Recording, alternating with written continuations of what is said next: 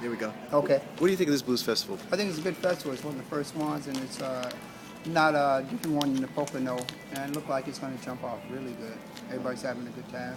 Temperature's a little cool, but it's supposed to be at this time of year. Okay.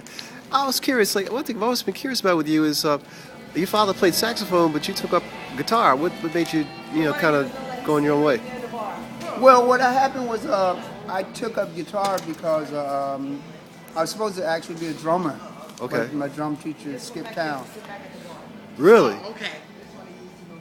Okay. So, All right, I'm gonna be in there in a minute. So now, because it was a good time to be a drummer, it was a good time to be a guitar player, and because it was a portable instrument. Can we move back just a little bit? Okay. Yeah, because We gotta kill you now that you know the they're state. just. Hey, listen. Okay. That's Mate, good. let me see your lighter. Okay, what's the question? Just what made you go to guitar when your father was a sax Well, player? the reason that I play guitar was because, like I said, I was supposed to be a drummer. The drum teacher hooked out, and I saw Magic Sam, and he was just hypnotizing me. Wow. That was kind of it. Sam's playing, just hypnotizing this being.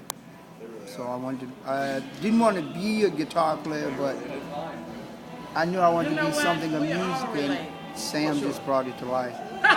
Now, were you actually playing with Howlin' Wolf? Oh yeah, a lot of times. Oh. A lot. Anytime Hubert would get sick or any big shows. Hubert being Hubert Sumlin. Yeah, Hubert. One time I did a show with it was me, a guy named B.B. Jones, who was like a total imitation of B.B. King, but even B.B. King would ask B.B. Jones to play himself. Wow. So it's me, B.B. Jones, Hound Dog Taylor. You played with Hound Dog Taylor? Yeah, I played Hound Dog Taylor. Whoa, what was that like? What was he like? Hound Dog Taylor was a really good artist. Not only that, you hear a lot of reports about Jimi Hendrix this and Jimi Hendrix that. Well, back in that time, Jimi Hendrix was really not well liked in certain parts of blues because of everything from not understanding what he do to just being envious. But out of all the people that Jimi Hendrix had a love for that wasn't artificial, was a Hound Dog Taylor. No, he actually came with his tape recorder to tape record Hound Dog Taylor, and because Hound Dog Taylor didn't care about music, he just cared about generating fun and stuff like that. Wow. That was a thing. Him generating a good time. I think Hendrix liked it, and Hendrix is one of the people that actually hunted out. And you hear it all the time now in commercials, on movies. The guy because he liked it. He liked it. Hound Dog Taylor, unbelievable. Wow. Let me ask you, because I've seen you play the three-neck guitar sometimes.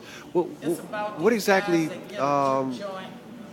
What do you do with that? I mean, what does that make? What does it do that another guitar doesn't do? Exactly. Basically, the 12 strings, and because I've got this 12-string hook as a 12-string, it gives a fatter sound, and I have a guitar synthesizer being in a three-piece band. I can take it to a whole nother level. The center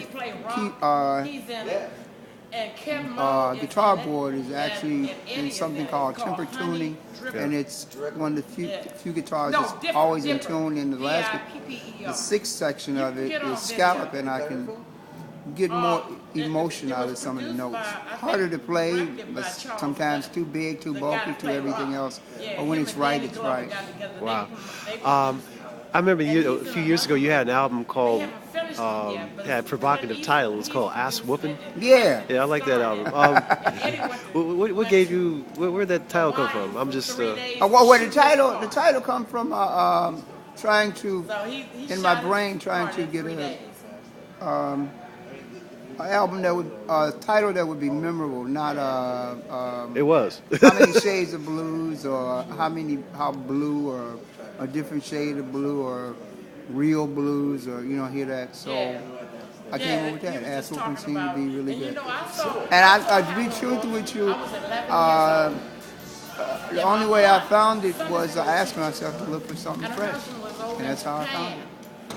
What's next? What are you doing now? What kind of projects you have? I've got going, a or- project with Walter Trout. She would say, We're gonna do I'm gonna take May to the beach. Brother to Brother And my album or grandma something like would, that, something provocative. I'm gonna take May We'll do. to the zoo. I got So she would let a her go out. movie So she would deal like to take me these do different places. to So I background could on a horror and she movie took me called to the beach. Gargoyles. And we went with this guy who was So I'm gonna do the wonderful, music and for went down that. to the beach That's cool. and held And a Is that your first score, or have you been? no, doing it? I've done it before I did any blues album. I liked it. I've got I loved the music. And after that, Swedish I movie would I did I would like get her to buy me score for, and I blues used a couple records, and I would songs take- I would and buy the background Motown music, but and one put song the that did pretty blues good in the was Supreme called suite, Tears of because my Falling, mother would see Right. the which but blues it's records, it's so she would Swedish, break so I them don't know. off. Can we move about 5 But if feet I to put the them in left? speed with- So I like don't her, know- but she's. I don't know how the Swedish thing going. And then I got a album coming out that was me, Pine Top Perkin, and Billy Wigott Smith as a trio.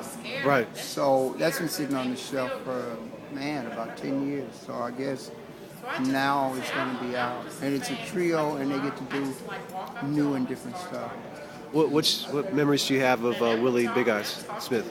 Oh, man, it's hard not to have a memory. Put it on pause 1 second. Sure. 1 second.